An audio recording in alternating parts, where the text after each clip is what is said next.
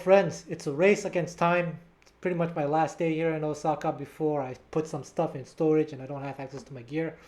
And I basically had 2 hours to relearn the 1937 Django Reinhardt minor swing solo and record this video and explain everything. It was insane.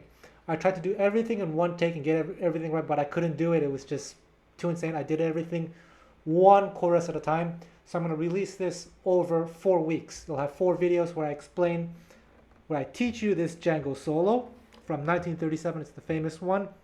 It's the one that pretty much everyone wants to play. And yeah, on the 4th week, you'll have the entire solo, and it will have everything transcribed. But for now, I want you to try to learn by ear and by looking at my fingers, and I'll explain everything. You know, this YouTube content that I do for free, and I think, in my opinion, the quality is pretty good, as far as the content goes anyway. If you want to support me, it would really help out if you could just leave a like, leave a comment, even share. If somehow you even want to like financially support me, I don't take donations, but you can buy something off of SoundSlice. I have beginner gypsy jazz courses. You can buy one of my books. You can find the links in the description box, or you can buy something off of DC Music School. Whatever you can do to help helps a lot. This is kind of my only source of income these days, so every little bit helps. Okay, let's get started. We're going to look at this first chorus of minor swing by Django Reinhardt, and I'm going to explain to you every little thing that I do. And what I try to go for is really capture the spirit of his playing as much as I can. I'm not Django. Django is Django, right? But I try to come as close as I can to channel the same feeling, knowing that it's impossible. Sometimes I used my own, my own ornaments based on things that I've heard him do before, and those things just come out automatically for me without even trying, because like I said, it's just habit for me. So it might not always 100% be exactly like what Django played. Furthermore, because we don't have a video source, it's not always possible to tell where the exact fingerings might be. I think I came very, very close though. And there are certain things that I'm going to mention as well as I explain the solo to you. As far as improvisation goes, it's a little bit of a difficult one to study, because I've talked about this in previous videos. This is a solo that's telling a story from beginning to end. It's hard to just extract one idea, or in terms of copy and paste licks, because everything that he plays is coming from what was played before. And that's how you should approach this solo. Like, study the storytelling, study the phrasing. Notice how he's always starting before the bar line. What I mean is, for example, this phrase.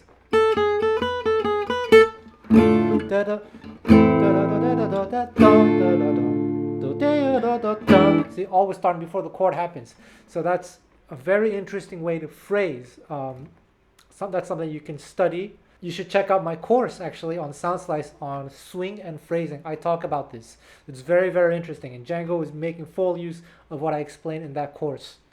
SoundSlice. I also have to apologize because my guitar keeps going out of tune because it is insanely hot and humid and it's just not stable. But this is a beautiful guitar made by Martin Tremblay in Quebec, Canada. Okay, the solo starts with this chord. 6, 7, 7, 8. So this is some kind of E7 chord. What is it? It's an E9 with a flat 13. E9. By the way, some of you might say, now play with 2 fingers. Here's the thing. I'm very close to the gypsy community, and it's not universal, but in this culture, for a lot of them, it is an offense. It is very disrespectful to try to play with 2 fingers. It's as if we're saying, hey, look at me, I'm as good as Django. So there is this kind of sacred aspect to the gypsy culture. And furthermore, I also made a video why I said it's kind of not, okay, I'll just say it. It's stupid to play with 2 fingers. Sorry to all those of you who do try to play with two fingers. I made that video during the pandemic.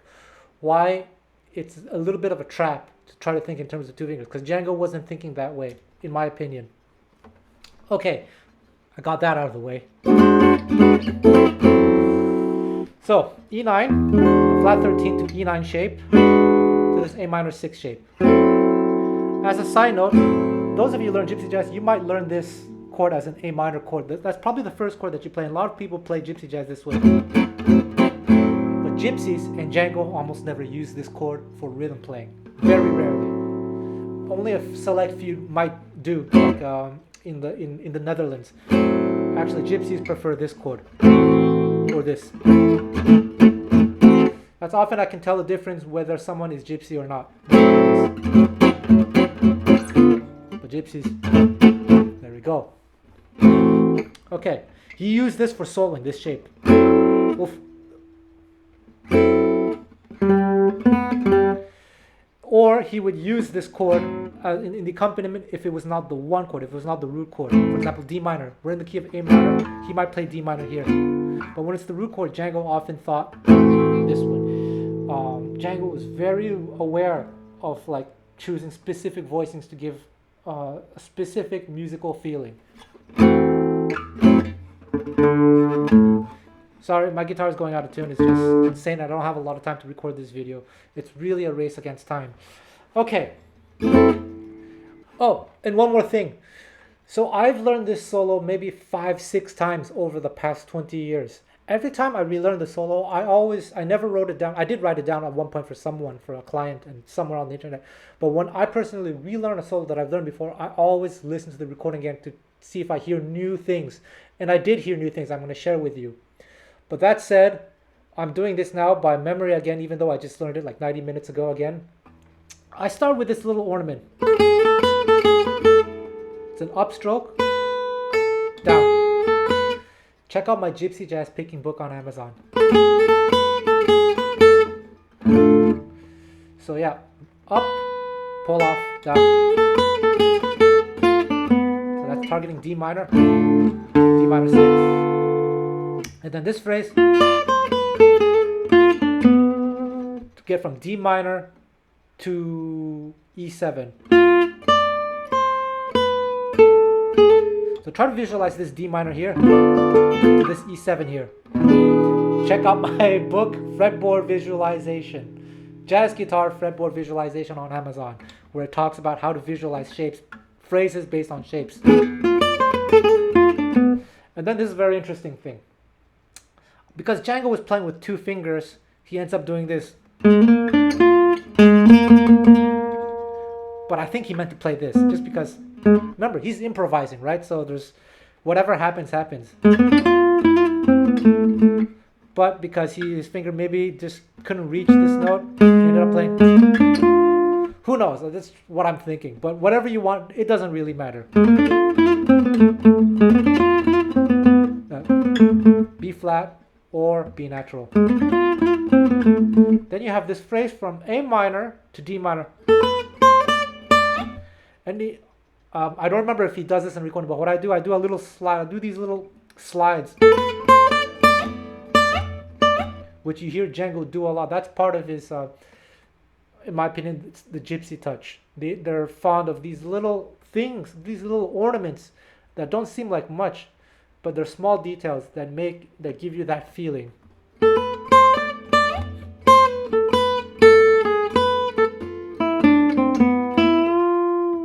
It's a bend.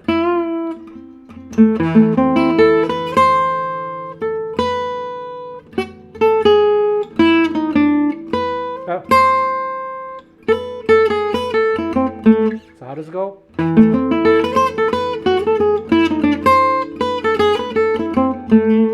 So it's this elaborate phrase on E7. By the way, the rhythm section at this point is doing E7 to B flat 7. They're doing this consistently, but Django is really only thinking E7. I talk about this in some of my other videos. It's this idea called harmonic direction. So don't worry about what the rhythm section is doing. Just keep in mind that Django is just basically thinking E7 no matter what. So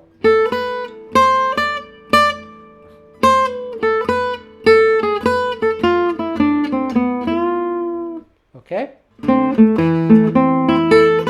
it's just an A minor arpeggio.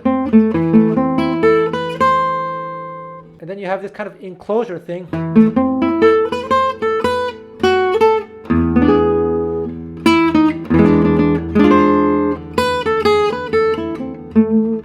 That is the first chorus.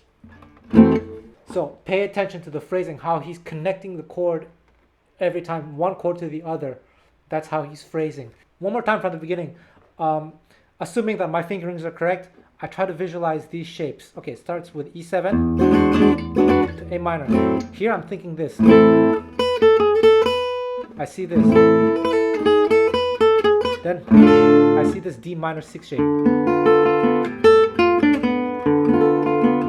Then I go switch this D minor here.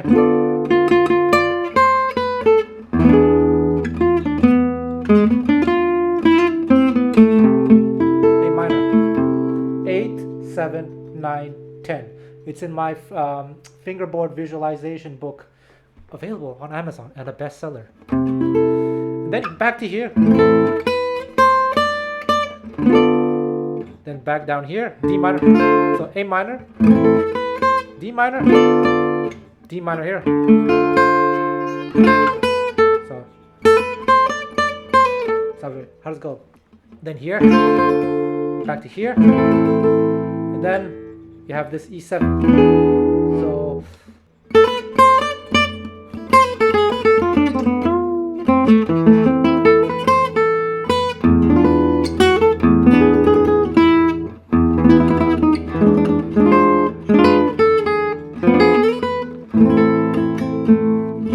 first chorus.